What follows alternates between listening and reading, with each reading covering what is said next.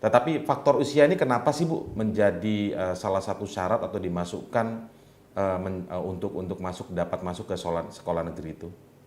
Oke. Jadi kalau syarat umur usia kan di undang-undang sudah dijelaskan untuk SD diutamakan 7 tahun gitu. Iya, iya. Ya, lalu di PP 17 di pasal 71 untuk SMP 13 sampai dengan 15 tahun. Betul. Nah, itu kan penyusunannya kan dulu ya sejak 2010 dan undang-undang PP 17 kan 2010 ya. Nah, dan undang-undang sendiri 2003 kan gitu. Tentu saja saya saya memahaminya tentu ada suatu pertimbangan tentang bahwa anak itu sesuai dengan jenjang umurnya, sesuai kebutuhan perkembangan umurnya per jenjang. Itu bayangan saya karena memang penyusunan itu saya belum ikut ya, belum ada di Kemendikbud. Oh, iya, Nah iya. itu, jadi itu kan Permendikbud tidak boleh bertentangan dengan di atasnya. Undang-undang Ya. ya. Tapi memang kalau untuk masuk tapi kami di syarat itu tidak menjadikan syarat seleksi, kecuali di zonasi untuk bangku yang terakhir tadi. Gitu. Mengapa kita tidak dengan kakak? Karena kemarin kan ini kita akses ya. Jadi ini Iya. uji publik juga gitu. Mengapa tidak dengan kakak? Karena kakak banyak yang dipalsukan. Nah, Seolah-olah anaknya tinggal di daerah Tebet, tetapi dia masih pulang pergi dari Bekasi. Kan gitu kan? Nah, itu iya, kan sebenarnya pemalsuan juga karena dia iya, iya, menimbulkan iya. hak dan menimbulkan kerugian bagi orang lain. Itu masuk delik pidana kan sebenarnya. Betul, Gitu betul, ya. ya, ya. Jadi makanya dalam Permendikbud kami pemalsuan KK, sertifikat, KIP, semua itu kami katakan akan dikenakan sanksi sesuai ketentuan dan anaknya dikeluarkan. Gitu.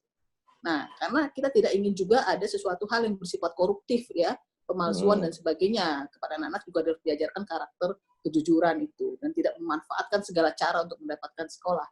Gitu. Itu yang kita tanamkan nilai-nilai karakter itu kepada anak dan orang tua.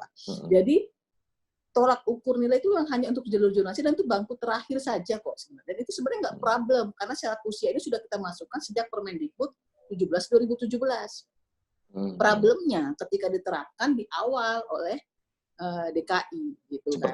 Seperti syarat mutlak gitu ya, syarat Ya, awal begitu ya. betul. Oke. Saya baca di Detik juga karena juga termasuk untuk prestasi diseleksi dengan umur. Mudah-mudahan yang di media salah ya, saya juga ingin pastikan gitu ya. Jadi tidak ada untuk jalur seleksi afirmasi semua dengan jarak. Ya, perpindahan orang tua pun dengan jarak jika daya tampung tidak terpenuhi gitu. Ya. Jadi prestasi pun hanya dengan nilai, tidak boleh dengan jarak apalagi usia. Gitu. Karena prestasi itu kan kami mungkinkan dari dari nilai raport karena UN tidak ada raport, nilai ijazah gitu ya, plus nilai akademik plus prestasi non akademik. Jadi kalau nilai raport dianggap tidak memiliki standar antar sekolah, ditambah saja nilai raport plus nilai akademik plus nilai non akademik. Jadi anak-anak itu memang pintar di segala bidang. Itu yang masuk mungkin dia memiliki bobot nilai terbesar misalkan gitu kan. Baru nanti itu akan terklaster sendiri. Ternyata yang paling akhir masuk hanya punya nilai non akademik saja gitu kan. Nah, itu kan lebih mudah daripada diseleksi dengan ditambah lagi seleksi dengan umur. Mudah-mudahan itu tidak benar ya berita itu ya. Jadi jangan sampai yang prestasi ini kan sekarang sudah mulai ya prestasi ya non akademik jangan lagi diseleksi dengan umur gitu karena Permendikbud memang tidak mengatur itu demikian juga. Jadi memang tadi sudah disampaikan Pak Huda saya lapor pada kesempatan ini. Saat ini pun kami izin sebagai pembina teknis berdasarkan PP 12/2017 terhadap pemerintahan provinsi tentang kepatuhan kebijakan daerah dengan NSPK antara Permendikbud. Kami saat ini dimulai Selasa kemarin sampai dengan hari ini tadi pagi jam 8 itu sudah melakukan pertemuan dengan seluruh dinas, jadi tidak hanya DKI. Jadi kami mengambil seluruh juknis provinsi karena alhamdulillah tahun ini semua 34 provinsi membuat juknis. Lalu kami evaluasi, kita katakan juknis Anda terlambat bulan Juni. Kita sudah sosialisasi dari Maret, ya kan? Kapan sosialisasi ke masyarakat? Kalau bulan Juni anak-anak sudah lulus kan seperti itu. Ya. Jadi kita melakukan evaluasi terus-menerus. Ini yang terlambat DKI, Bu? Ada kalau hari ini saya dengan